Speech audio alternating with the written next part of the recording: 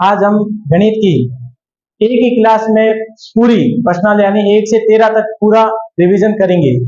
एक प्रश्नावली से लेकर पहली प्रश्नावली से लेकर जो प्रश्नावली में है इंपॉर्टेंट बातें उनको आज डिस्कस करके अपन एक ही क्लास में 1.5 घंटे का अपने पास समय है और 1.5 घंटे में अपने को क्लास क्या करनी है, पूर्ण करनी है।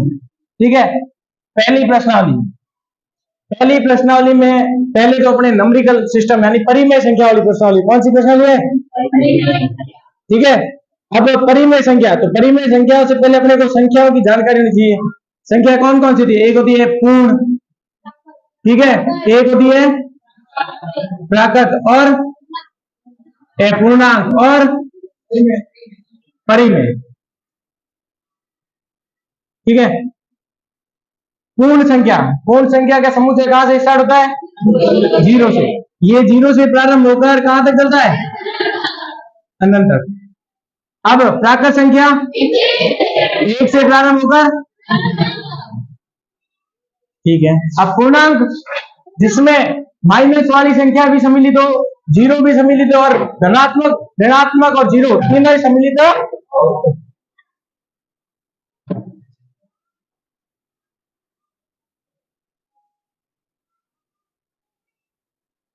ये हो गई पूर्णांक। अब परिमेय संख्या, जो अपने पाठ का नाम है परिमेय संख्या। परिमेय संख्या कौन सी होगी?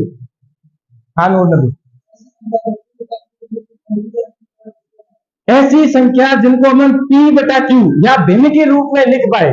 किस रूप में लिख पाए? भिन्न के रूप में।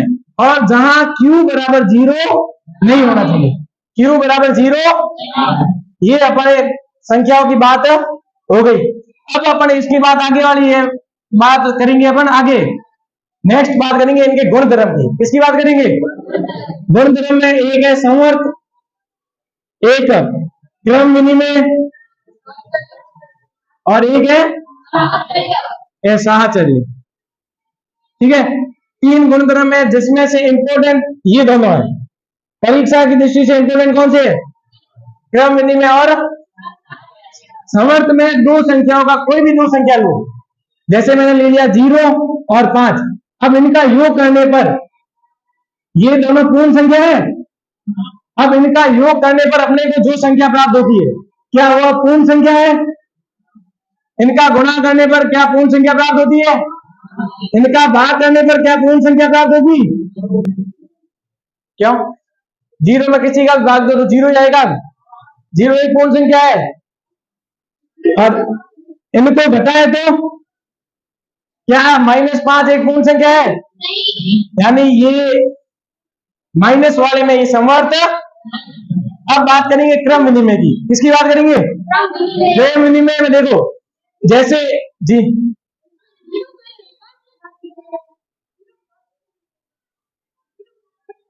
5 में 0 का भाग कैसे होता है? उसमें 0 में 5 का भाग दे रहे हैं। 0 में किसका भाग दे रहे हैं? 5 का। 0 में किसी का भी भाग दो तो 0 जाता है। 0 में किसी का भी गुणा करो तो भी क्या है? अब एक क्रम विनिमय, दो संख्याओं में जैसे मैंने ले लिया a गुणा b, अब मैं इसको लिख रहा हूं b गुणा, मैंने क्या किया? a की जगह b को कर दिया और b की जगह क्रम ही चेंज किया है। क्रम चेंज करने पर उस संख्या पर या उस संक्रिया पर कोई फर्क नहीं पड़े तो क्या गलत है? क्रम विनिमय। अब ये साहचर्य, हम साथ साथ है 3 जने, a गुणा b, इनका गुणा करके तीसरे c से गुणा करो और यदि a का गुणा बाद में करना है, b का और c का पहले करना है। इन दोनों का पहले गुणा कर दिया, उसके बाद तीसरे से गुणा किया, इसका जो मान आया, ठीक है, और उसके बाद पीछे वाले दोनों b और c का गुणा किया और a का गुणा किया।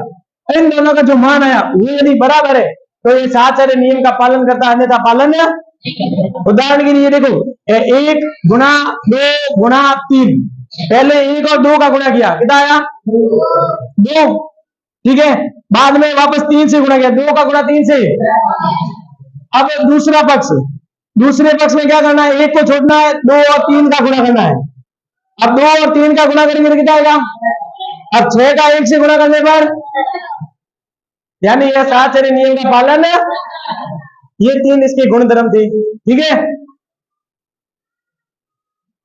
ये गुणधर्म में संबंधित दो दो अंक का प्रश्न आएगा गुणधर्म से संबंधित। अपने गुणधर्म अब क्लियर हो गए, पक्की बात।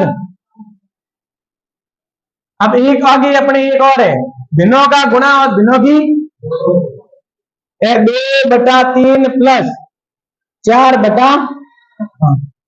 अपने पहले इसका क्या लेना है, जोड़, और बाकी में क्या लेना है, लसब। क्या करना है, 3 और 5 का लसब कितना होगा, 15। ये आ गया इसका लसब। ठीक है, अब लसब को पहले सिखाया था, साइड में ले जाना। पहली वाली भिन्न को इसके पास में गुणा में लाओ। 3 से 15 कितनी बार कटेगा, 5 का गुणा 2 से, इधर 10 लिख दो, प्लस का। अब वापस लसब इधर लो, दूसरी वाली भिन्न को इसके पास ले जाओ। 4/5 से 15, 3 का गुणा 4 से, 10 और 12 22/। जोड़ में हमेशा क्या लेना है, लसब, और गुणा करना हो जब भिन्नों का, यही दोनों भिन्न ले रहा हूं। अब गुणा करना हो तो अंश का गुणा और हर का गुणा, और इसके आगे यदि कोई चिन्ह हो तो पहले किसका गुणा करेंगे, पहले किसका गुणा करेंगे, माइनस का गुणा प्लस से माइनस। ठीक है, 2 का गुणा 4 से, 2 का गुणा 4 से, 3 का गुणा 5 से।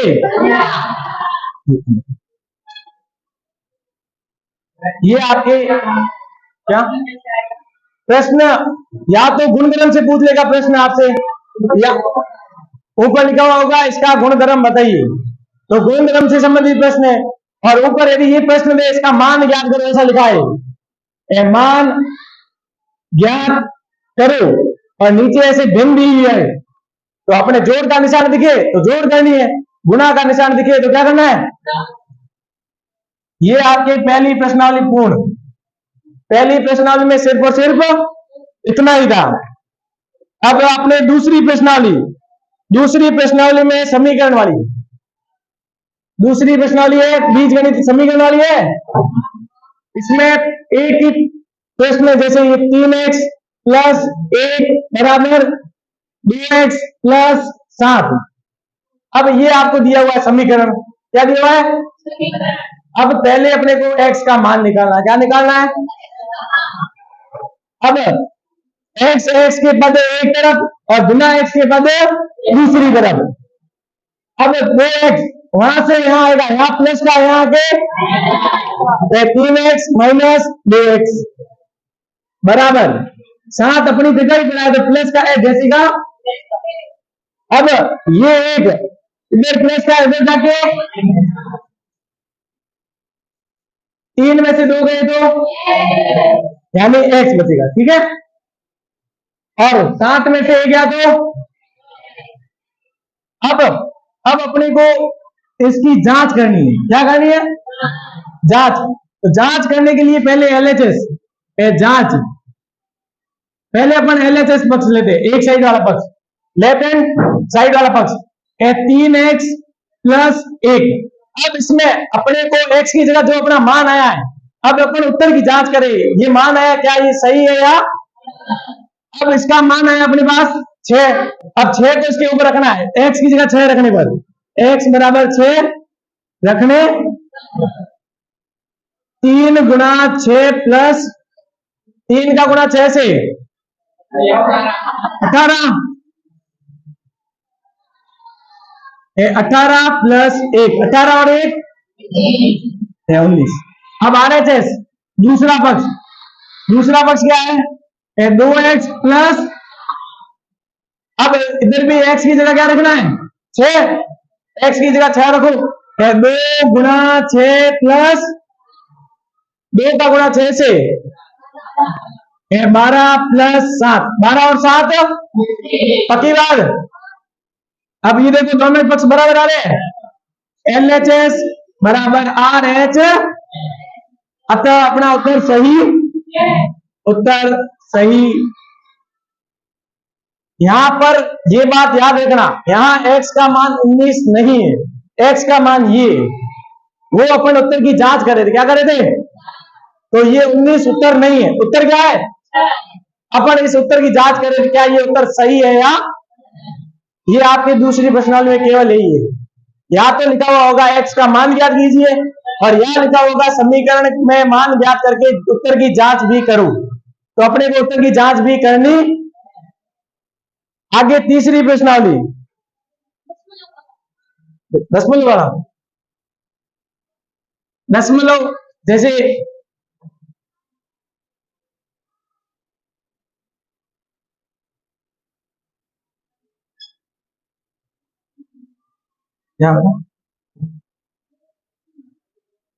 पॉइंट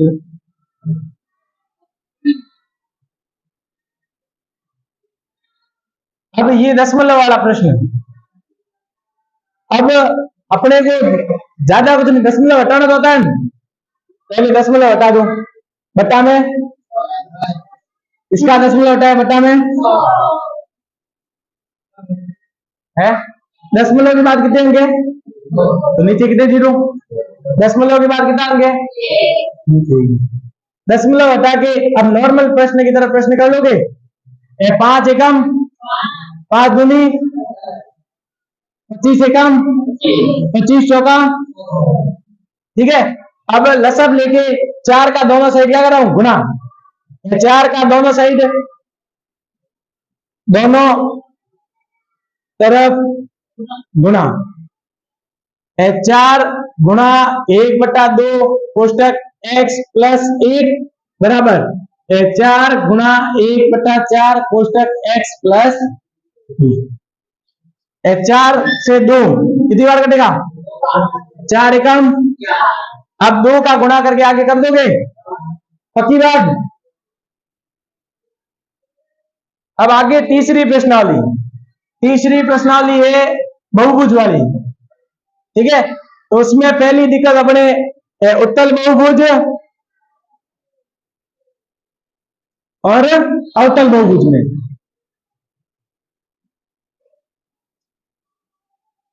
अब अपने को पहली दिक्कत ये की आती है इसमें कि किसमें विकर्ण बाहर जाएगा और किसमें अंदर रहेगा।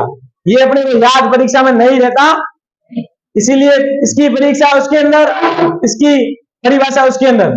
अपन ऐसे कर लेते। अपन देखो इसमें घर में कितने भाई है 3 भाई। 3 अच्छा यानी 3 कमरे के और 3 भाई है, यानी अपने घर में सेट हो, यानी इसके सारे विकर्ण इसके अंदर ही आए। अब अपने पास कमरे में कितने हैं 3 और भाई कितने हो गए अब 4। अब 4 भाई है तो एक भाई को बाहर करना पड़ेगा, यानी कोई भी एक विकर्ण इसका बाहर वाले भाग में अपने आप आ। अब अपने को पक्का याद रहेगा किसके भाई इस भाग में विकर्ण आएगा और किसके नहीं आएगा। अब याद रहेगा इसमें 3 ही है कमरे, 3 भाई है, यानी इसके सारे विकर्ण इसके, जिसके सारे विकर्ण अंदर रहे, या ऐसी आकृति जिसका एक भी विकर्ण नहीं इस भाग में उपस्थित नहीं हो, उत्तल बहुभुज। ऐसा बहुभुज जिसमें एक विकर्ण, एक या एक से अधिक विकर्ण बहुभुज के बाहर भाग में हो, वो अवतल बहुभुज। अब कभी भूलना, परीक्षा तक भूलना नहीं है, आगे भी भूलना। कमरे कितने हैं 3 में 3 भाई है तो सेट हो जाएंगे, 4 हुए तो एक अलग।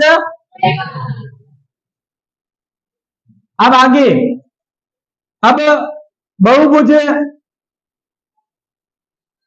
में अंतःकोणों का योग का सूत्र।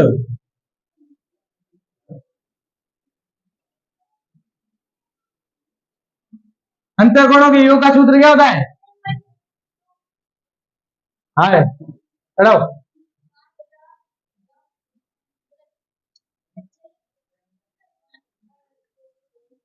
हाँ युवराज चलो।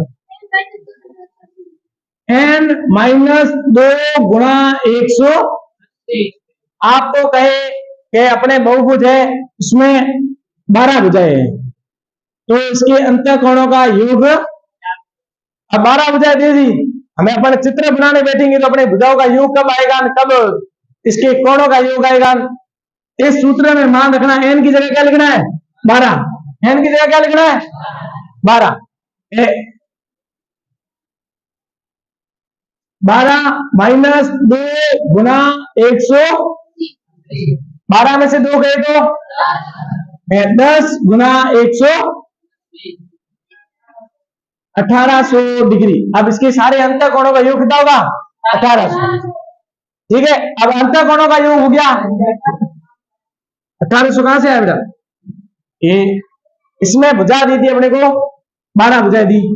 ठीक है, 12 भुजाएं पूछा कि इसके अंतर कोणों का योग कितना होगा। अब एन की जगह अपने को क्या लिखना है? 12। 12 में से 2 गया, सूत्र है n माइनस 2 गुना 100। अब 12 में से 2 गया तो पीछे कितना रहा? 10 गुना 180। 10 का गुना 180 से करेंगे कितना आएगा? अब आगे, अब अंतर कौन हो गए? अब 22 कौन?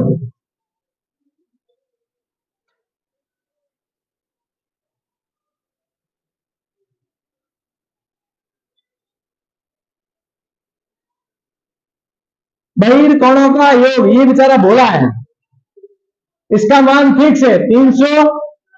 भले अपने कितनी भुजाई हुई, ये कह रहा अपने मान फिक्स है 360, मतलब 300 अपने बदना घटना। अब पूछ ले कोई भी आकृति है, भुजाओं की संख्या देके आपको बहुभुज पूछ ले। क्या पूछ रहे हैं? भुजाओं की संख्या देके बहुभुज वाले बाएं कोण का मान पूछ ले। ए भुजाओं की संख्या अपने को दे दी, भुजाओं की संख्या को अपन एन से लिखते हैं। किससे लिखते हैं? ए एन से। अपने को दे दी कि अपन 12 वाले लेते हैं। अभी 12 वाले की क्या किया? अब 12 इसके बहुभुज की भुजाएं कितनी? 12। अब अपने को पूछा है इसके बाह्य कोण का मान कितना होगा। इसका सूत्र क्या होता है? हाँ खड़ा हो लक्ष्य। 360 बटा भुजाओं की भुजाओं, अपने पास भुजाओं की संख्या कितनी है? 12। देख ले भुजाओं की संख्या कितनी है।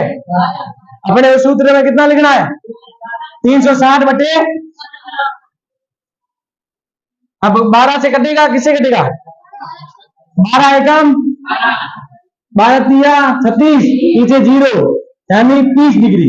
इसका प्रत्येक बाह्य कोण कितना होगा? ठीक है, अब आते हैं इसके आगे। इसके आगे अपने समांतर चतुर्भुज, आयत, वर्ग। जी हाँ, भुजाओं की संख्या तुम बोल कितनी देनी है? भुजाओं की संख्या 12। पहली बात भुजाओं की संख्या 12 है। बाह्य कोण का मान कितना आया? 30 डिग्री आएगा। ठीक है, बाह्य कोण और अंतर कोण, इन दोनों का योग 180 होता है। कितना होता है? 180। कितना होगा? अब देख, ये वाला बाह्य कोण है, ठीक है, और ये वाला क्या? अंतर कोण। दोनों एक रेखा पे कौन बनेंगे? तो दोनों एक रेखा पे बनने वाले रेखी युग्म कौन? इसका मान 180। इसका मान अपने पास पड़ा है 30, 30 डिग्री। अंतर कौन? 180। 180 में से क्या कितना घटाना है? तो इसका मान कितना आएगा? 120। इसका एक अंतर कौन पूछे? 120। एक वही कौन पूछे तो 30। 120 कहाँ आएगा? 150 आएगा। मैं कह रहा हूं ये क्या 180 हुआ ही नहीं। ये इसका अंतर कौन और वो उसका बाह्य कौन। अब आगे, आगे अपने आयत, आयत आप परिचित हो। आयत का प्रत्येक कोण 90 डिग्री का होता है। आयत की आमने सामने वाली भुजाएं बराबर होती है, इसके विकर्ण समान होते हैं। वर्ग, इसमें सभी कोण, इसके विकर्ण, इसमें सभी भुजाएं। अरे सेब छोड़, अपने सेब का काम चल। सेब, सेब किधर गया? अपने समांतर चतुर्भुज कहाँ गया? ये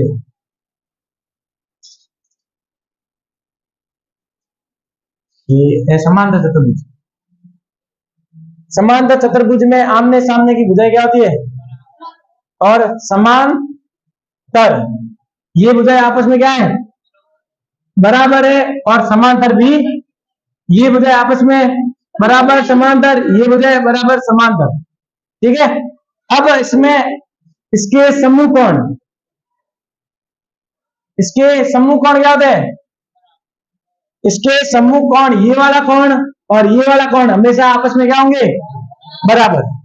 ये वाला कोण और ये वाला कोण, इसमें एक और होता है अपने, एक ऐसा एक और कोण बनता है। इस कोण का नाम कौन होता है? ये वाला कोण और ये वाला कोण, ऐसा एक कोण बनता है जेड की आकृति वाला।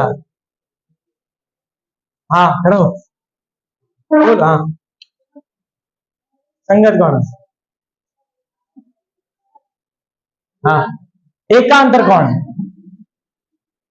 ये देखो, जेड की आकृति में बनने वाले कोण हमेशा क्या कहलाते हैं? एकांतर कोण। अब अपने भूल जाते हैं एकांतर कोण किसे कहते हैं, संगत कोण किसे कहते हैं। आज के बाद आप कुछ नहीं भूलने वाले। जेड की आकृति में बने तो एकांतर, ठीक है। संगत किसकी कर रही है? दोस्त की। दोस्त को अंग्रेजी में कहते हैं फ्रेंड। तो जो एफ की आकृति में बने वो कौन से?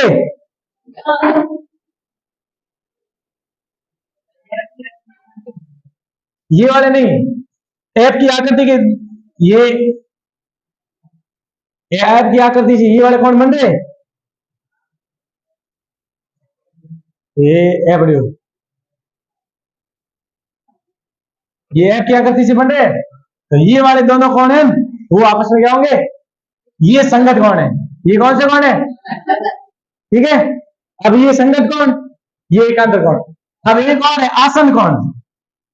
अपने अभी सवाल आया था प्री बोर्ड में, दो आसन कोणों का अनुपात दिया हुआ था, त्रिभुज के पूरे, सॉरी समांतर चतुर्भुज के पूरे कोणों के मान क्या था? आसन कोण यानी पास पास वाले कोण, आसन यानी पास पास वाले कोण, आसन कोण जो होते हैं। इसमें एक और आपको मैंने सिखाया था, तिर्यक रेखा के एक और बनने वाले अंतर कोणों का योग कितना होता है? 100। और इसके आसन कोणों का योग कितना होता है? 100। एक समांतर चतुर्भुज में आसन कोणों का योग कितना होता है? आपको सवाल जैसे दे दिया अभी आपके प्री बोर्ड में जो प्रश्न आया था कि अपने आसन कोण, दोनों आसन कोणों का मान क्या है? बराबर। तो माना आसन कोणों का, एक आसन कोण है x, माना एक आसन कोण x, तो दूसरा भी x होगा।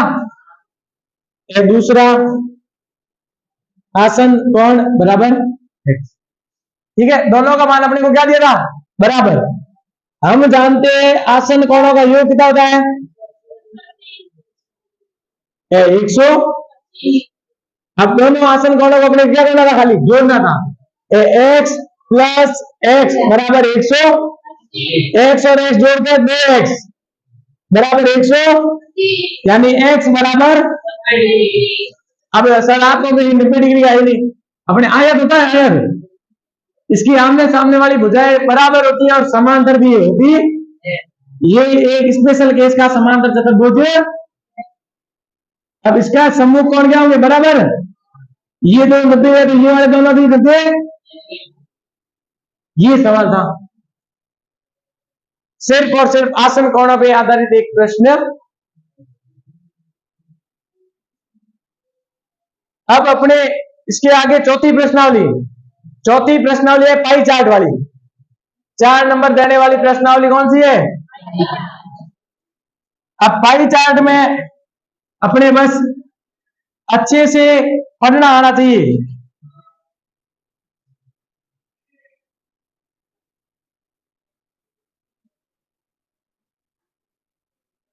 एक ही अपने गोला बनाना आना चाहिए और दूसरा प्रश्न पढ़ना अपने पास दिया हुआ है। जैसे सेब पसंद करने वाले, केला पसंद करने वाले, अंगूर पसंद करने वाले, अपनी कक्षा थी, 36 विद्यार्थियों की कक्षा थी। आज मंगलवार है, मंगलवार को प्रूफ डे था। अपन ने सर्वे किया टिप्पण में कौन कौन व्यक्ति क्या क्या लेके, तो अपन ने देखा 12 व्यक्ति अपने सेव लेके आए हैं, 15 व्यक्ति केला लेके आए हैं। कितने हो गए? 27। पीछे कितने बचे? पक्की बात। 9 व्यक्ति अपने क्या लेके आए? अंगूर। ऐसा नहीं कि केला सस्ता था, उनको पसंद ये था। अब इसमें एक अपने को निकालना होता है केंद्रीय। केंद्रीय कोण के लिए पहले अपने को इसके पास अपने पास क्या होना चाहिए? इसका योग कितना है? ठीक है। अब सेव का जो मान है ऊपर बट्टा में योग गुना में 300। ठीक है। अब ये 360 क्यों लिखा है? क्योंकि वृत्त का पूरा कोण कितने डिग्री का होगा? 300। 36 से 360 कटेंगे कितनी बार? 10 का गुना 12 से 100, यानी सेव का कोण कितना बनेगा? 120 डिग्री का। अब 15/36 गुना 300, 360 36 से कटेगा कितनी बार? 15 का गुना 10 से। अब 9/36 गुना 300, 36 से 360,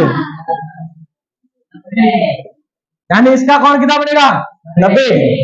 अब पहले से केंद्र बिंदु से अपने रेखा खींची, से 120 की 120 ऐसे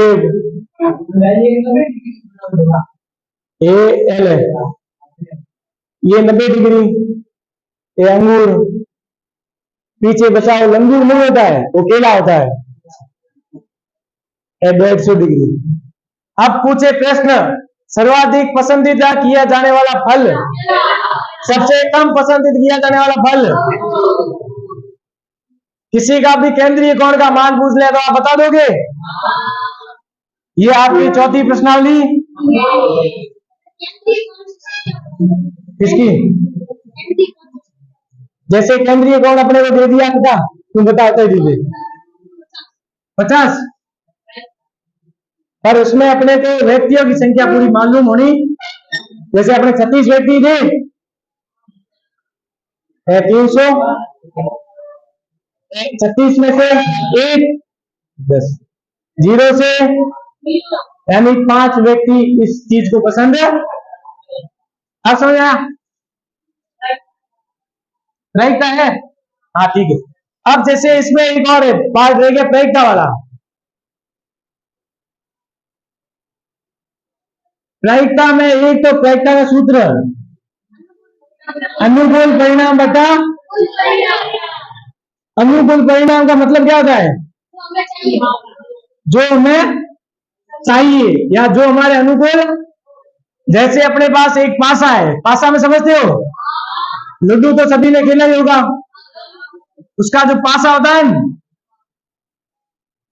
अब उस पासे पे आधारित सवाल आ जाए, जैसे इस पासे में अभाज्य संख्या आने की प्रायिकता क्या? अभाज्य संख्या आने की, तो अभाज्य संख्या कितनी है इसमें? 2 और 3 और 5। कुल संख्या कितनी है? तो 1 2 3 4 5 और अपने अनुकूल परिणाम 3 है। 3 कुल परिणाम बटा में 1 बटा, यानी अभाज्य संख्या आने की प्रायिकता कितनी होगी? 1 बटा। ये आपकी प्रायिकता वाला चैप्टर हो गया। ठीक है। और आगे 5वीं प्रश्नावली। अब 5वीं प्रश्नावली है वर्ग और वर्गमूल।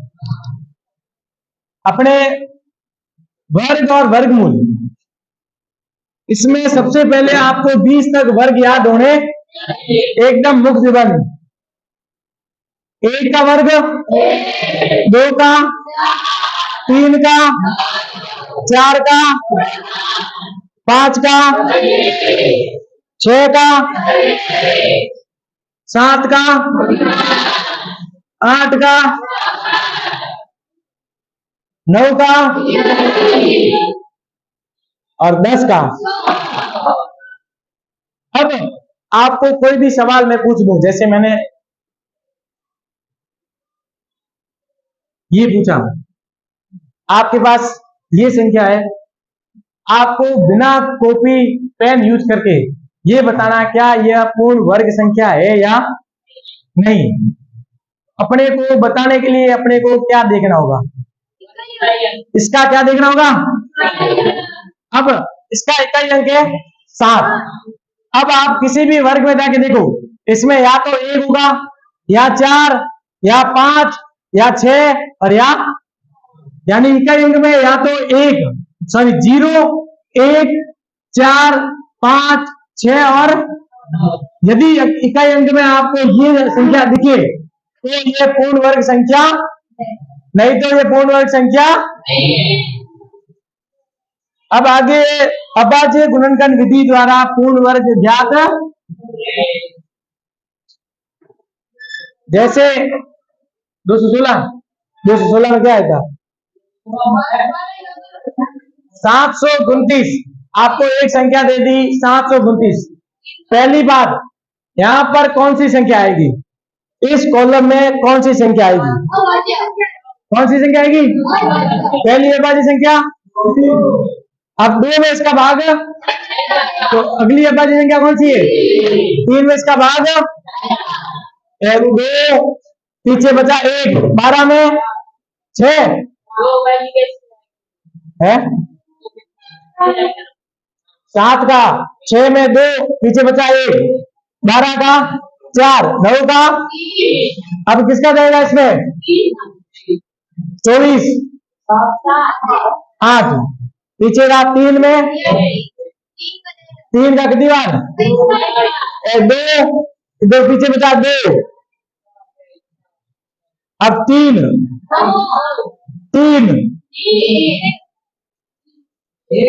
ये हो गए इसके अभाज्य।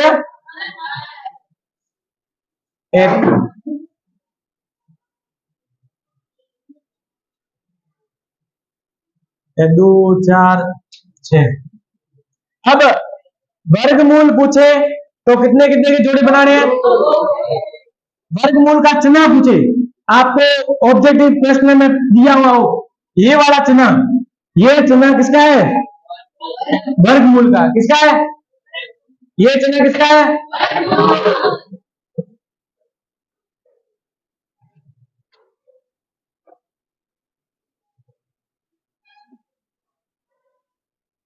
अब इसमें 2 के जोड़े बनाने, क्या बनाने, 2 के, एक जोड़े का एक बार, इसका एक और बार, और इसका ये आ गया आपके इसका वर्ग।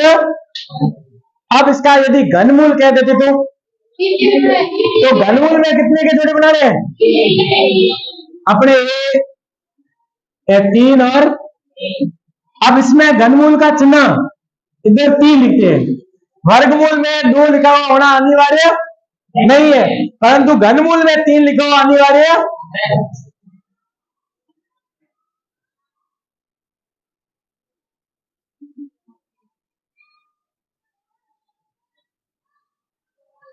इसमें 3 का एक जोड़ा ये और 3 का दूसरा जोड़ा 3 गुना 9, यानी इसका घनमूल पूछे तो कितना होगा 9, और वर्गमूल पूछे तो,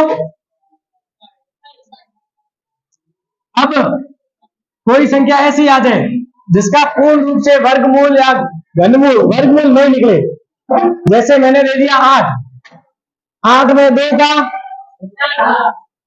2 और 8 बराबर 2 गुना 2 गुना।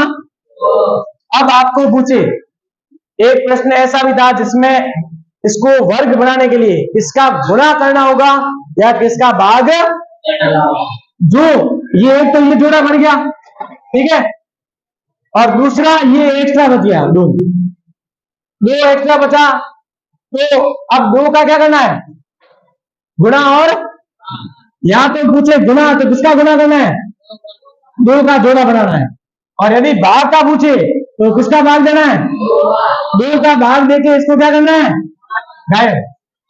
2 का भाग करने पर ये चला जाएगा और 2 का गुणा करने पर 1 2 नया आ जाएगा, इससे ये पूर्ण वर्ग। आगे है एक भाग विधि। कौन सी विधि?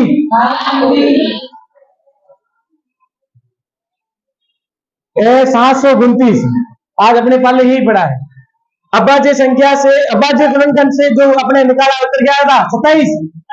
अब देखते हैं भाग विधि से भी क्या समान उत्तर आता है यहाँ। अब भाग विधि, अब इसमें क्या करने हैं? 2 2 के क्या करने हैं? 2 का जोड़ा पीछे से 1 ये बन गया। अब ये भाई साहब अकेले रह गए, आगे अकेला रहे तो चलेगा, आगे 0 अपन लगा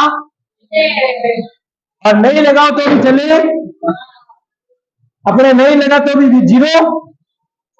जोड़े कहां से बनाने हैं? कितने कितने के?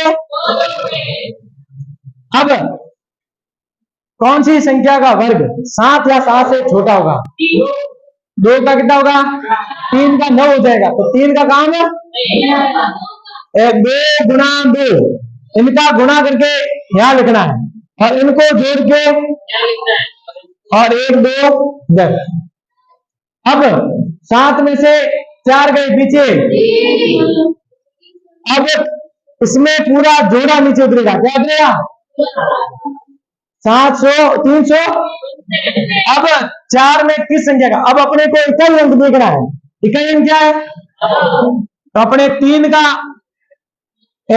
का 3 से गुणा करेंगे तो 9 आएगा और 7 का घन वर्ग करेंगे तब गुण 50, यानी इसके इकाई अंक में 9 है, या तो इसके इकाई अंक में 9 है, या तो 4 से किसका गुणा करना है? 3 का, या 4 से किसका गुणा करना है? और किसी का गुणा।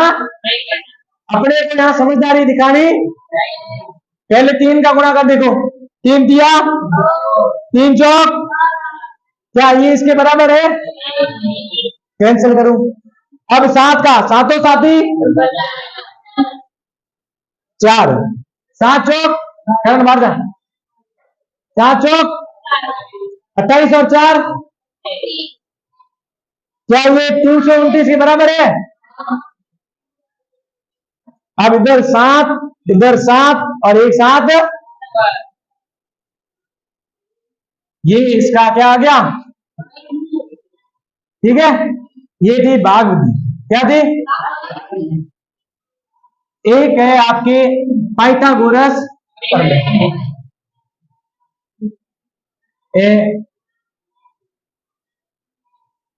पाइथागोरस।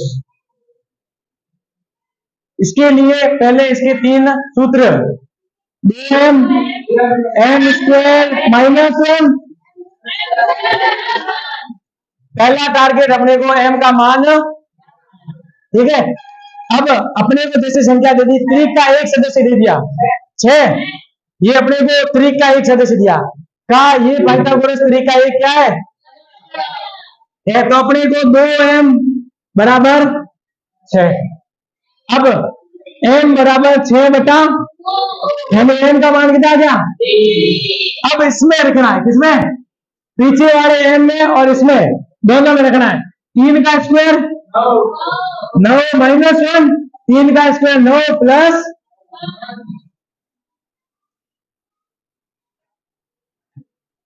9 और 1 10, 9 में से 1 या तो, और इसका एक तीसरा सदस्य, ये हो गया पाइथागोरस,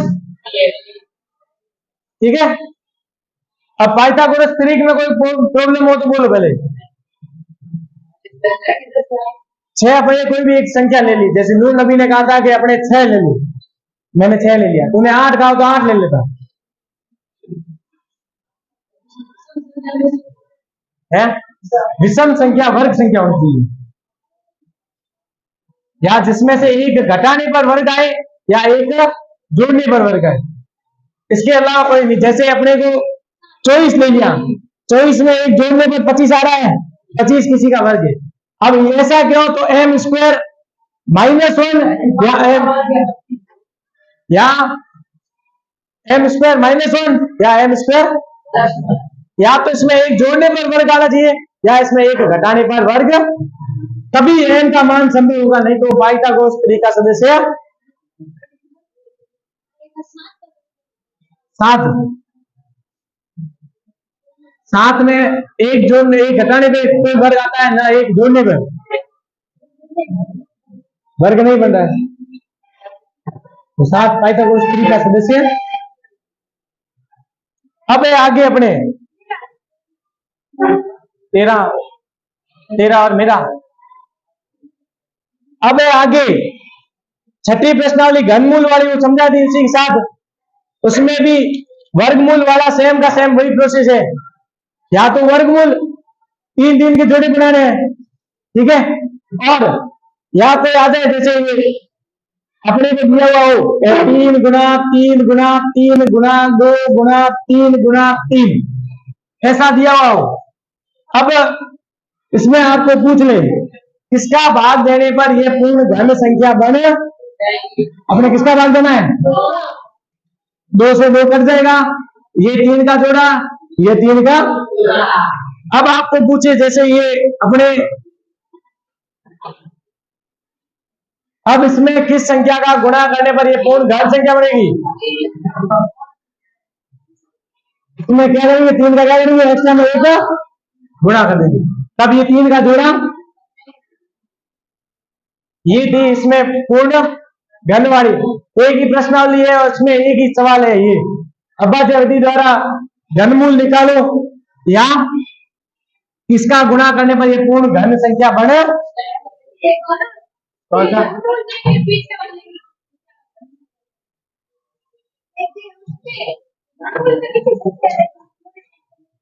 इसमें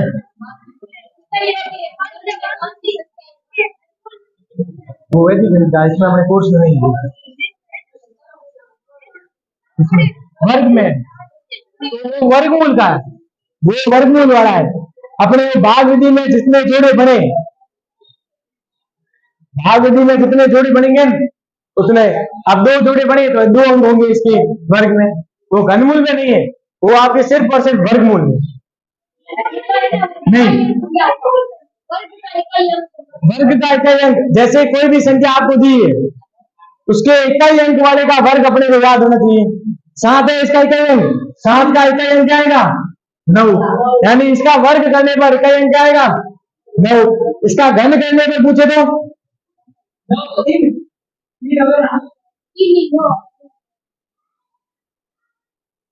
9 का 7 से गुणा कर 7 9, तो वापस क्या आएगा? यानी 7 का 3 बार गुणा करना है। इसका पूछे घन में 7 7 गुण 50, वापस 9 का ऐसे कर गुणा 7 9, इकाई क्या आएगा? अब है 7वीं प्रश्नावली। 7वीं प्रश्नावली है राशियों की तुलना। राशियों की तुलना आ गई अपने, ये रही। अब इसमें है, अरे बेटा तो वही समझाएगा बेटा, 5 अंक हो तो कुछ नहीं, अपने पीछे से जोड़े बनाने। कहां से जोड़े बनाने? पीछे से 2 के जोड़े बनाने। आगे वाला अकेला सिंगल चलेगा, आगे से जोड़े बनाओगे तो पीछे आगे सिंगल चलेगा, वो गलत होगा। अब है राशियों की तुलना। इसमें है 3:4 का प्रतिशत रूप बताना, ठीक है। पहला है इस अनुपात को प्रतिशत में, अब इसको कुछ नहीं 3 बता अनुपात को ऐसे भी लिखा। प्रतिशत बनाना हो तो 100 से क्या करना है? 4 एकम 25 चौका 25 एकम 25 25 दू 50 25 दिया, यानी ये कितना होगा? ठीक है, ये 3:4 है, इसको अपन लिख सकते हैं 3 बटा, ठीक है। और प्रतिशत में बदलने के लिए 100 से क्या करेंगे? गुणा। 4 से 100 कटेगा दिया, 25 का 12 3 बार 25 दिया, यानी ये 75, ठीक है। अब अपने को पूछे इसको वापस अनुपात में बदलना है। प्रतिशत है 75 बटा भाग देना है वापस 100 का। किसका देना है? प्रतिशत हटाते ही 100 का भाग लग जाएगा, प्रतिशत लाने के लिए 100 का क्या करना है, गुणा। अब 25 दिया 75, 25 चौका 3/4 या 3 अनुपात, ये वापस प्रतिशत से अनुपात में, अनुपात से प्रतिशत में और प्रतिशत से वापस।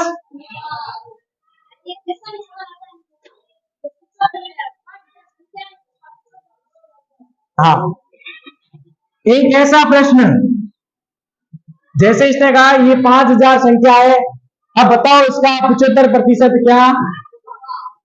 ठीक है, अभी मैंने बताया था प्रतिशत हटाने पे बत्ता में क्या आएगा, ये बत्ता में आ गया 100। अब 2 जीरो से 75, 50 का गुणा किसे करना है, गुणा करके उत्तर निकाल दोगे फकीरन। अब आगे एक चक्रवृद्धि ब्याज। हाँ, किसी संख्या को प्रतिशत में बदलना है, ऐसा नहीं होता है। जैसे आपके अंकों का योग, टोटल योग है आपके 6 विषयों का 600, ठीक है। अब आपको बताना है 600 जो है अपने प्राप्तांक कितने हैं, 600 में से अपने आए 500 नंबर, 524 आ जाएंगे, 524 आएंगे नहीं, 600 में से 524 नहीं आएंगे, नहीं आएंगे तो कितने आएंगे तेरे बोल, 510 आए, 510 कितने आए। अब अपने को पूछा कि नूर नबी ने 600 में से 510 अंक हासिल किए, अब इसके प्रतिशत अंक बताओ। प्रतिशत बढ़ाने के लिए 100 से क्या करना है और प्रतिशत हटाने के लिए 100 का 2 जीरो से 510 में 6 का भाग देना, जितना उत्तर है वो उसका प्रतिशत है। अब एक चक्रवृद्धि ब्याज वाला प्रश्न, एक प्रश्न है 12,600, ठीक है। ये दिया हुआ है आपको मूल, ये मूलधन दिया हुआ है, समय दिया हुआ है 2 वर्ष, कितना दिया हुआ है 2 वर्ष, और दर इसकी दी हुई आपको 10%, दर कितनी दी हुई है। अब इसका चक्रवृद्धि ब्याज निकालना, अपने को सूत्र याद होना, मिश्र धन बराबर मूलधन और 100 प्लस दर बट्टा 100, इसकी घात है समय, ये है इसका सूत्र। क्या है, अब मूलधन अपने पास कितना है 12,000, दर क्या है 10, 100 प्लस 10 यानी 110 बटा समय कितना है 2 वर्ष, ठीक है। अब इसकी घात कितनी है 2, इसको मैं लिख सकता हूं 110 बटा 100 गुना 110 बटा 2 जीरो से 2 जीरो, इस 2 जीरो से ये 2 जीरो। अब 126 का गुणा किसे करना है 11 गुना, ये जो प्राप्त होगा ये क्या प्राप्त होगा मिश्र धन। अभी क्या प्राप्त होगा मिश्र धन, मिश्र धन यानी जिसके अंदर ब्याज सम्मिलित हो, जिसके अंदर ब्याज है, मूलधन और ब्याज को जोड़ने पर जो मान प्राप्त होता है उसको क्या कहते हैं मिश्र धन। अब आगे वाली प्रश्नावली, अपने बीज गणितीय व्यंजक की जोड़ और गुणा। हाँ बेटा, मिश्र धन ऐसा धन जिसमें ब्याज, मूलधन अपना खुद का धन और ब्याज दोनों ही सम्मिलित हो, उसको क्या कहते हैं। अब बीज गणितीय व्यंजक,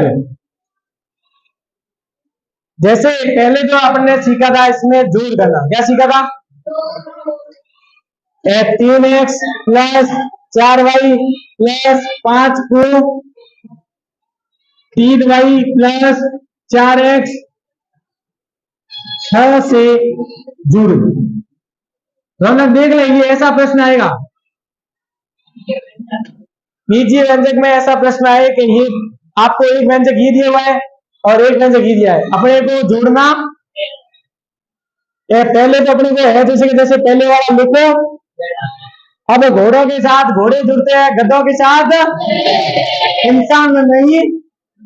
अब इसमें पीछे का एक्स वाला पद इसके नीचे लिखना। 3x के नीचे क्या लिखेंगे? प्लस एक वाई वाला पद है, वाई वाले पद के, और बिना अक्षर वाला अक्षर पद के।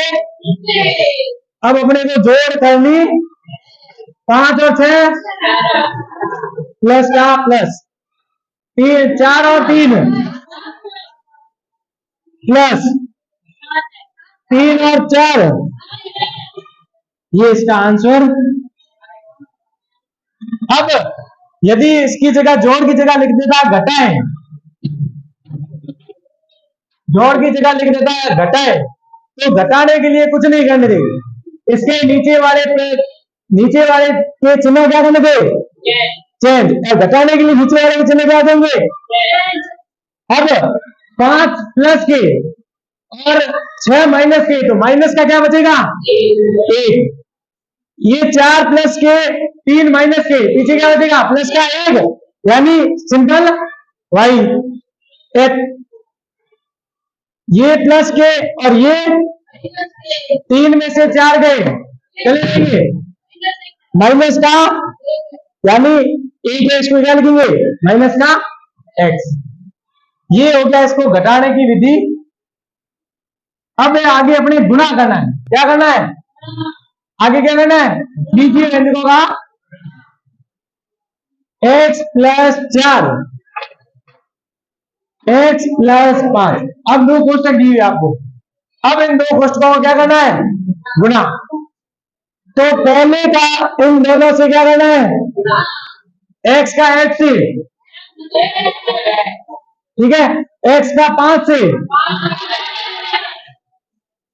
अब दूसरे पद का इन दोनों से क्या करना है? 4 का 1 से, 5 और। अब कोई जुड़े तो उसको एक्स स्क्वायर, 5 और 4 दोनों के पीछे एक्स है, इसके पीछे भी एक्स है, जुड़ के कितने देंगे? प्लस। अब इसमें आगे अपने को ये देखो, अभी आपको क्या कर रहा है? गुणा करना सिखा रहा है। क्या सिखा रहा है? अपन आगे वाली प्रश्नावली वापस आएंगे ना, वापस इनको वापस इसी गुणनखंड के रूप में बनाना, ये वापस इसी रूप में लाना है। आगे अपन ने प्रश्नावली है 12वीं प्रश्नावली, उसमें आपको ये समीकरण दे दिया और इसके पीछे लिख देता है गुणनखंड करो। प्रश्न यही है, या इसका लिख देगा गुणा करो। पहले अपने को गुणा करवाया, फिर उसका वापस क्या करवाएंगे? गुणन। अब इसका गुणनखंड करने के लिए पीछे स्क्वायर नहीं बन रहा हो तब क्या करना है? बीच वाले के 2 टुकड़े, 9 के ऐसे टुकड़े बताओ जिनको जोड़ने पर 9 आए और तोड़ने पर, गुणा करने में क्या करिए? 5 और गुणा 4, 5 और इनको जोड़ने पर क्या आ रहा है? 9, और गुणा करने पर एक्स स्क्वायर। अब आगे वाले 2 पदों से कॉमन लो, पीछे वाले 2 पदों से क्या करो? इनमें से कौन कॉमन आएगा? एक्स पीछे बचा एक्स प्लस, और इधर से कॉमन कौन आएगा? 4 बाबूजी आगे कॉमन एक्स प्लस। अब दोनों में से कौन कॉमन आया? कोष्टक वाला एक्स प्लस 5 कॉमन आ गया, पीछे इधर बचेगा एक्स और इधर बचेगा एक्स प्लस। वापस अपन यही पूछ गए प्रश्न में, ये आपके 12वीं प्रश्नावली का एक और सवाल भी हो गया इसी के साथ। अब आगे वाला प्रश्न है, अब आगे 9वीं प्रश्नावली क्षेत्रमिति। 9वीं प्रश्नावली कौन सी है? क्षेत्रमिति। पहले अपने 2D आकृति और एक है 3D आकृति वाली। 3D आकृति में आपके पास एक है बेलन, एक है घन, और एक है घनाभ। 2D आकृति में आपके पास एक समलंब है, एक समचतुर्भुज और एक समांतर। आयत वर्ग तो आप छठी पांचवी में सीख के आए अपने पास, और एक वृत्त। अब वृत्त के दो सूत्र, एक परिधि वाला और एक, तो परिधि वाला सूत्र क्या होता है 2 पाई, और क्षेत्रफल का पूछे तो पाई आर। पाई का मान क्या होता है, यहाँ प्रश्न में लिखा होगा 3.1।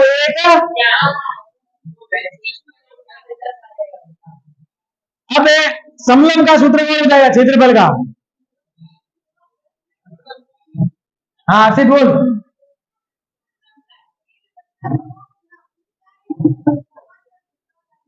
एक बटा 2 गुणा ऊंचाई गुणा समांतर भुजाओं का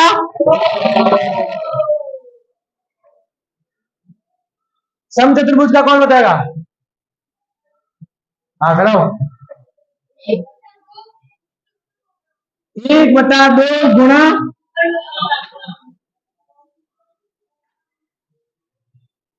और समांतर चतुर्भुज। हाँ नवीन लखा रहा, बोल फटाफट। आधार इंटू सबसे सरल। अब अपने यहां तक तो हो गए ये वाले 2D आकृति की त्रिभुज जो आप छठी में पढ़ा वो तो आपको आता ही होगा। अब एक घनाभ, घनाभ में दो, एक क्षेत्रफल का और एक आयतन का। क्षेत्रफल का कौन बताएगा। हाँ प्लीज।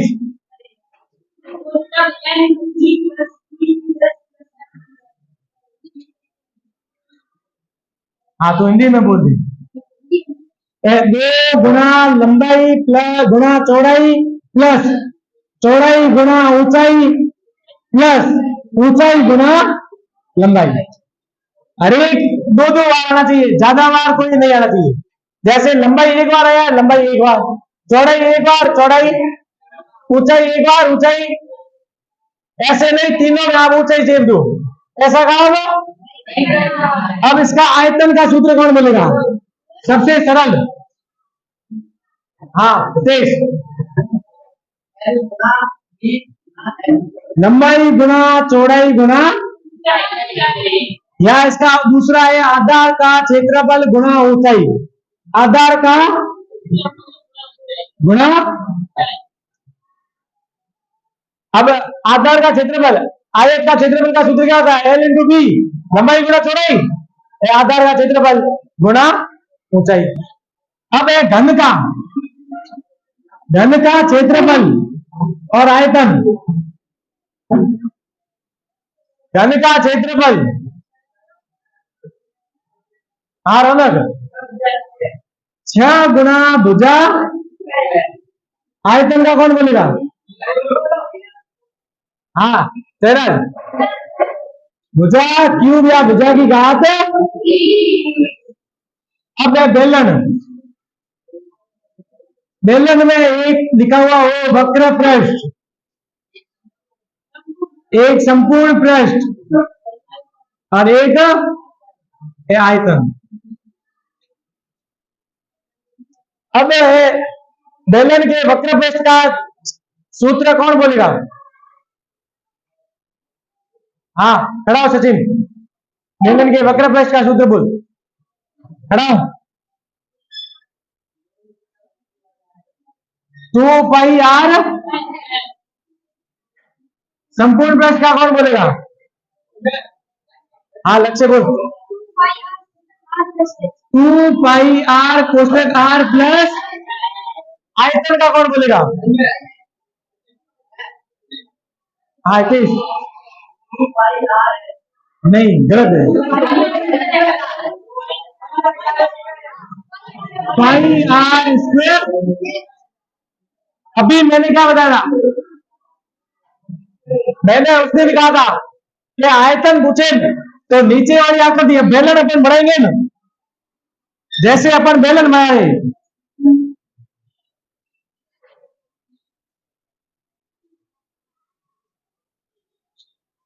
जैसे अपन ने ये बेलन बनाया, तो बेलन के तलिए में यानी नीचे जो है कौन सा पेश आएगा? वृत्त आएगा, वृत्त गोला। उस दिन अपन ने वो गोले वाला निकाल के दिखाया ना, तो ये वृत्त का क्षेत्रफल क्या होगा? पाई आर। ये इसके आधार का क्षेत्रफल हो गया। आधार यानी जिसपे टिका हुआ है, ये आधार का, और आयतन में आधार का क्षेत्रफल गुना ऊंचाई, ऊंचाई पाई आर स्क्वायर। ये हो गया बेलन का आयतन। अब आपके प्रश्न, अभी किसी के प्रश्न पेपर है, अभी प्रश्न आया था एक कि घनाभ का, घनाभ का आयतन आपको दिया हुआ था 900, और इसका आधार का क्षेत्रफल दिया हुआ था, आधार का क्षेत्रफल दिया हुआ था 100, और ऊंचाई का मान ज्ञात है। अब इसमें क्या करना था? सिर्फ और सिर्फ आयतन में आधार के क्षेत्रफल का क्या लेना था। अब ये कैसे देखो, आयतन का सूत्र क्या होता है?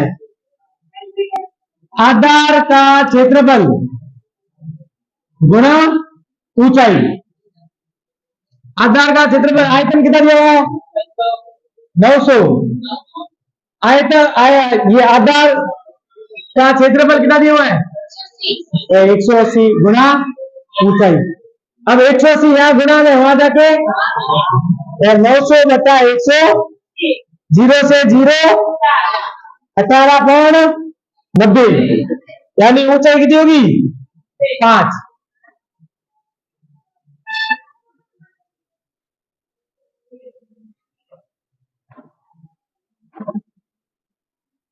अब इसमें एक बेलन वाला सूत्र था, बेलन।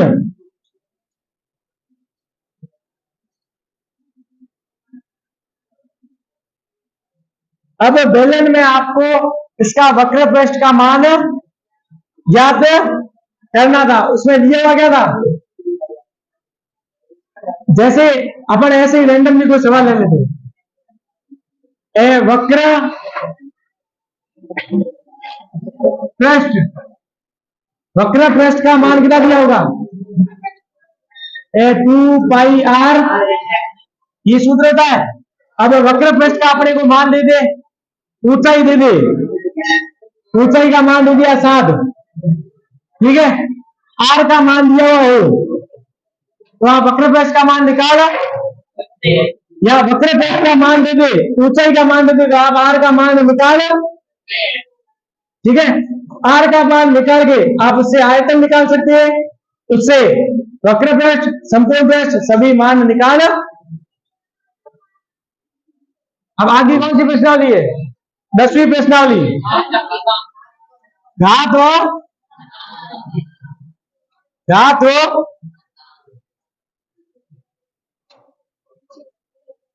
घात और घातांक, इसमें 7 से 8 नियम बताए थे। अब 7 से 8 नियम ही याद है। जब आधार समान हो, गुणा में घाते, आधार समान होने पर भाग में घाते,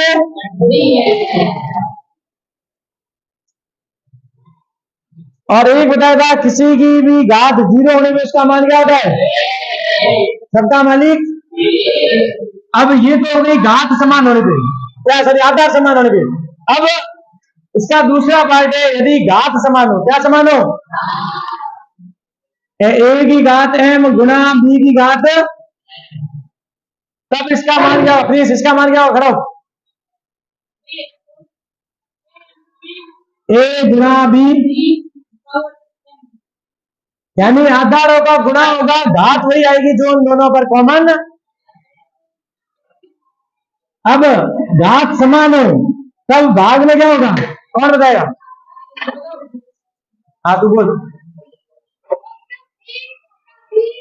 ए बटा बी की घात m, यानी आधारों में क्या करना है? भाग देना है, और जो घात दोनों में थी उसी घात को ऊपर।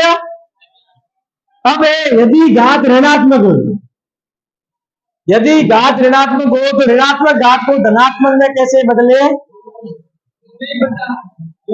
अब जो भी है ए की घात माइनस एम है तो इसको कर देंगे ए की घात एम। यदि ये भिन्न में होता ए बटा बी की घात माइनस की एम। अब इसमें अपन क्या करते हैं कि जो ये भिन्न है, भिन्न को क्या करते हैं उल्टा, और इसका घात एम लिख देते। अब कुछ इसके आधारित प्रश्न है, जैसे 3 की घात 2 गुणा 3 की घात 4 गुणा 3 की घात 6। अब पहले अपने को इन दोनों में गुणा आधार समान होने पे गुणा में घाते कुछ नहीं, 2 और 4 को क्या करना है तीसरे वाला साइड में है, जैसे का 2 और 4 कितने होंगे गुणा 3 की घात, अभी भी आधार समान है तो गुणा में घाते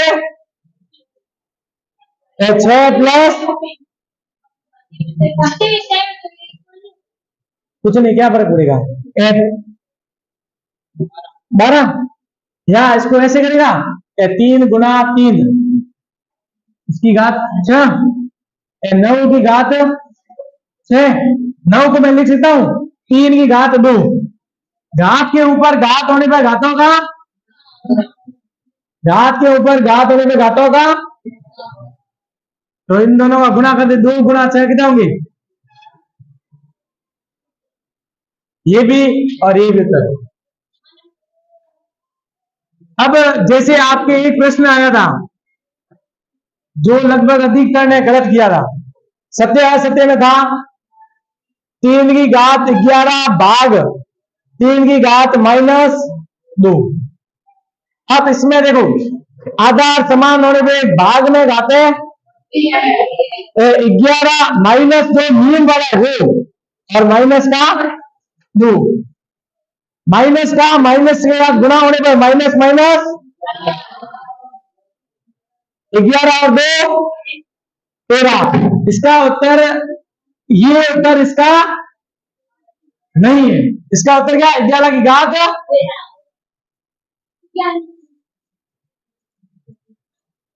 अब आगे वाली प्रश्नावली 12वीं 11वीं अभी तक, हाँ मानक रूप, एक मानक रूप स्टैंडर्ड रूप और एक है सामान्य रूप।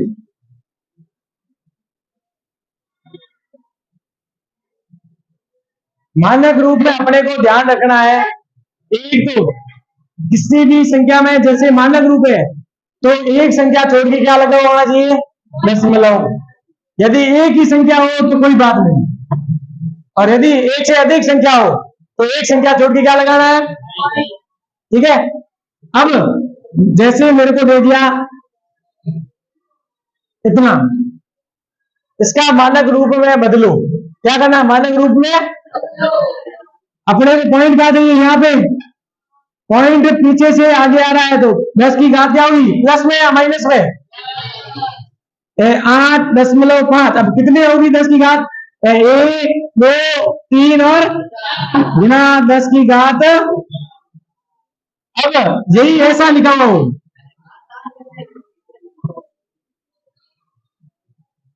ये बिंदु अपन आगे लाए पीछे से, अपने कितने संख्या छोटी 1 2 3 और तो 10 की घात।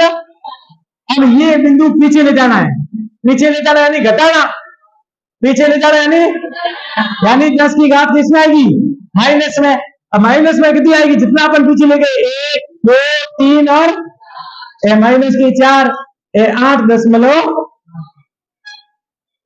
यहां तक किसी को कोई प्रॉब्लम, ये कहा कि मानक रूप और सामान्य, ये सामान्य और ये मानक रूप में बदलना। तो जैसा ये दिया हुआ है अपने 8.5, इसका दशमलव हटाएंगे, नीचे एक जीरो, 10 की घात 4 है, इसको 10 के पीछे कितने जीरो, जीरो से 85 के पीछे कितने जीरो लगाने, वापस अपन वही अब आगे प्रश्नावली है सीधा और प्रतिलोम अनुपात।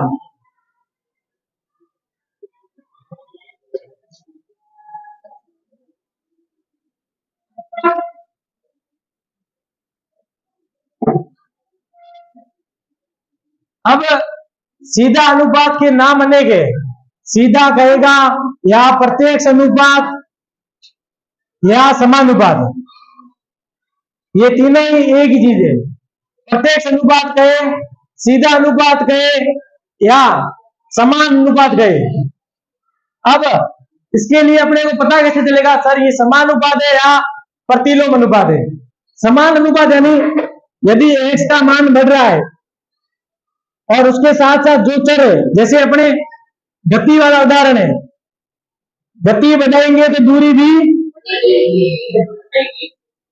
घटेगी। ऐसे अपन 40 की रफ्तार से चलेंगे तो 40 किलोमीटर प्रति घंटा, तो 1 घंटे में 40 किलोमीटर, और 60 किलोमीटर प्रति घंटा की रफ्तार से चलाऊंगा तो 1 घंटे में कितने किलोमीटर पहुंचूंगा?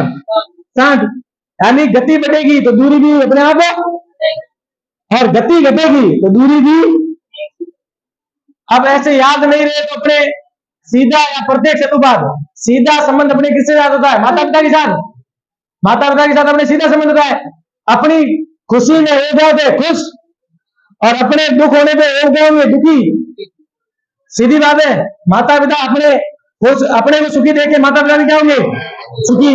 और अपने को दुखी देखेंगे तो वो भी क्या होंगे? तो अपने सुखी करना दुखी करना, तो अपने खुद को पहले क्या होना पड़ेगा? सुखी। यानी अपने को अच्छे परसेंट लाने, अपने को अच्छे अंक प्राप्त। अब एक प्रतिलोम अनुपात, एक है आप और एक है आपका पड़ोसी जो आपसे जलता है, जो आपसे क्या करता है? आपके सुखी होने पे वो क्या होगा? दुखी। और आपके दुखी होने पे वो क्या होगा? यानी प्रतिलोम अनुपात किससे होता है? अपने दुश्मन से या अपने किसी ऐसे व्यक्ति से जिसकी अपने में आंख हो कि यार ये इसके नंबर कम लाने चाहिए। अपने यदि नंबर ज्यादा आ गए तो उसका जिया बढ़ के करके राग हो जाएगा, और अपने नंबर कम आए तो वो मिठाइयां बांट देगा। तो अपने को मिठाई बांटनी है, उसको मिठाई बांटने, अपने को नंबर हमेशा अधिक। अब है सीधा अनुपात, जैसे अपने पास 5 सेव का मूल्य दिया हुआ है 20 रुपए, ठीक है? तो अपने को पूछ लिया कि 80 रुपए में कितने सेव। अब इसमें क्या करना है? 5/20 बराबर x/80। ये है सीधा अनुपात। क्या है? अब इसमें 80 यहां भाग में यहां के 5 गुणा 5/20, 20 एकम 20 चौक, 5 का गुना 4 से 5 चौक, यानी 80 रुपए में कितने सेव आएंगे? 20। अब देखो जैसे ये अपन 5 सेव लेंगे उसके 20 रुपए लगे हैं, तो अपन 80 रुपए में कितने सेव आएंगे? रुपए बढ़ने के साथ सेवों की संख्या भी बढ़ेगी। ऐसा तो है नहीं कि 20 रुपए में उसने 5 दिए 80 रुपए में 4 देगा, ऐसा कभी। हाँ तो 20 आ गया ना। तो मतलब अपने पैसे जैसे बढ़ाएंगे तो सेवों की संख्या क्या होगी? बढ़ेगी। पैसे अपन 5 की जगह 10, अपन इधर 20 रुपए दिए 16 देंगे तो 4 देगा, 12 देंगे तो 3 देगा। पैसे कम देंगे तो सेवों की संख्या क्या हो रही है? घट रही है, और पैसे ज्यादा बचा रहे तो सेवों की संख्या क्या हो रही है? अब एक अपने आपके प्रश्न आया था खाने वाला, एक प्रश्न है आपके खाने वाला। एक 100 व्यक्तियों का खाना है, कितने दिन चल रहा है? एक व्यक्ति और ये दिन, ठीक है? 25 व्यक्ति और बढ़ गए। अब खाना कितने दिन है? तो 25 बढ़ गए, 100 में से 25 जोड़ने हैं तो कितने व्यक्ति देंगे? अब खाना कितने दिन है? अब इसमें इसका अनुपात यानी भिन्न रूप बराबर होता है, और इसका गुना क्या होगा? हमेशा बराबर 100 गुना 20 बराबर 125 गुना x। अब ये 125 यहां गुना में यहां आके बराबर x।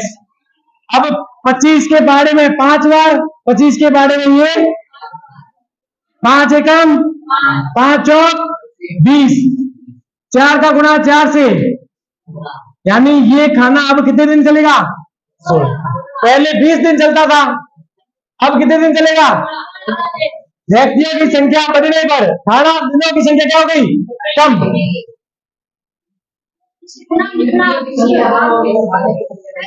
हाँ बेटा, ऊपर कम नहीं, जब सीधा अनुपात दिखे तो बटा वाला लगाना है, और व्युत्क्रम अनुपात दिखे यानी एक की संख्या बढ़ाने में दूसरी संख्या कम हो रही है तो ऊपर वो वाला प्रतिलोम अनुपात यानी गुणा करना है, और यदि समान चल रही है तो बराबर बटा में करके बराबर, हाँ, प्रति गुणा में। अब आपके 12वीं प्रश्नावली गुणन,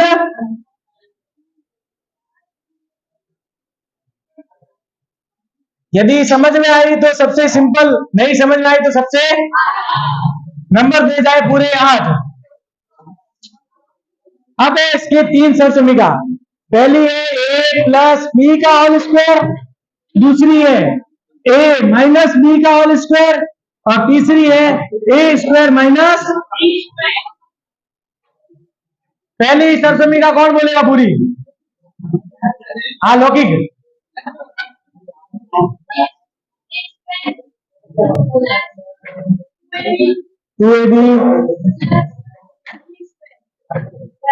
दूसरी सरसमीका कौन बोलेगा? दूसरी सरसमीका कौन बोलेगा? हाँ बोल। Plus B square. तीसरी सरसमीका कौन बोलेगा? हाँ प्लीज कराओ। ए प्लस बी कोष्टक ए। अब अपने से कोई भी प्रश्न देते, पहली बात आपको प्रश्न देते ही अपने को प्रश्न समझ में आना चाहिए, प्रश्न सरसमीका से है या। अब जैसे कोई भी प्रश्न आ गया, Y square plus 4y plus 4, अब ये सरसमीका का है या नहीं, तो आप कैसे पता करोगे? पीछे वाली संख्या यदि वर्ग बन रही है तो ये सरसमीका से प्रश्न है, और नहीं बन रही है तो ये नहीं। अब देखो ये 2 का वर्ग है, इसको मैं लिख सकता हूं 2y गुणा 2 प्लस वाई स्क्वायर। ये देखो ये a की जगह अपने क्या है? y, b की जगह क्या है? 2, यानी वापस इसमें क्या लिखना है? a की जगह y और b की जगह 2। ये इसका क्या होगा? उत्तर। अब दूसरी सरसमीका से होगा तो कुछ नहीं, यही प्रश्न होगा, जैसे इसके आगे माइनस लिखा हुआ हो, यानी बीच वाला पद यदि माइनस का है तो अपने दूसरी सरसमीका लगेगी। अब है तीसरी सरसमीका, दोनों ही पद क्या हो? वर्ग बनी हुई हो, दोनों ही पद क्या होने चाहिए? वर्ग बनी हुई। जैसे ये एक्स स्क्वायर प्लस 4y, क्या अब ये सरसमीका लगेगी? इसके अंदर माइनस दिख रहा है आपको, तो सरसमीका कैसे लगाओगे? इसमें सरसमीका x square minus y square, अब इसमें सरसमीका लगेगी? 2 का वर्ग नहीं बना अभी तक, जब तक 2 का वर्ग नहीं बनेगा तब तक सरसमीका, इसमें ऐसा होता अब सरसमीका लगे, क्योंकि अब इसमें एक्स स्क्वायर माइनस 2y का स्क्वायर ये बनेगा, तब जाके इसमें सरसमीका। अब इसमें आगे ग्राफ वाली प्रश्नावली, आज की अंतिम प्रश्नावली, और समय 5 मिनट ही रहा है। 5 अब है अपने पास सारणी दी हुई होगी,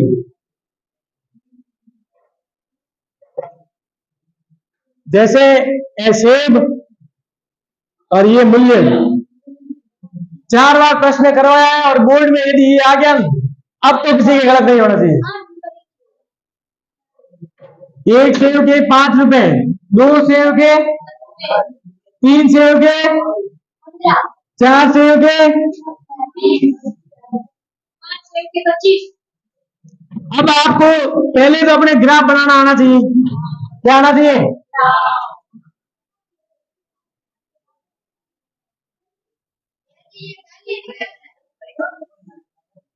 अब अपने देखो, अब अपने को ये वाला कौन सा एक्स एक्स, कौन सा एक्स है, और ये वाला, ठीक है। अब एक्स एक्स पे अपन पैमाने में जो लिखेंगे वही सत्य है। जो अपन ने पैमाने में सेव लिखा है तो सेव माना जाएगा, पैमाने में मूल्य लिखा है तो क्या माना जाएगा? अब अपन मैं नीचे सेव लिख रहा हूं, 1 2 3 4 5, ठीक है। नीचे मैंने लिख दिया सेव की, अब पैमाने में ये सेव की संख्या ही मान्य। अब इधर इधर हाँ किधर भी लिख सकते हो, पैमाना लिखते हुए अपने को ध्यान रखना। अब मूल्य मैंने लिख दिया इधर 5 10 15 20 25। अब अपने को पैमाना लिखना आना चाहिए। पहले एक्स अक्ष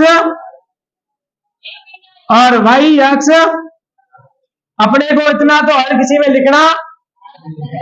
उसके बाद इधर 1 इकाई और इधर, अब इसमें 1 इकाई बराबर क्या लिया है? एक्स एक्स में 1, और इसमें क्या लिया? 1 इकाई बराबर 5 रुपए। मूल्य किसमें? रुपए में 5। ये हो गया इसका पैमाना, ठीक है। अब अपन ग्राफ बना रहे हैं। अब सेव की संख्या 1 है तब उसका मूल्य कितना है? 1 बराबर 2 है तब इसका मूल्य 10, 3 है तब इसका मूल्य 15, 4 है तब इसका मूल्य। अब इसको अपन मिला के देख, क्या ये पूछे प्रश्न में, क्या ये रेखिक आलेख है? आगे पूछे यदि से 5 होती तो इसका मूल्य कितना होगा? बस ये ग्राफ। और आपको इसी के साथ आज अपनी ये क्लास होती है पूर्ण, और आपको बहुत ही, आपको बोर्ड परीक्षा के लिए ढेर सारी शुभकामनाएं। मैं आपके लिए दुआ करता हूं कि आप सभी अच्छे अंकों से पास हो जाएं। धन्यवाद।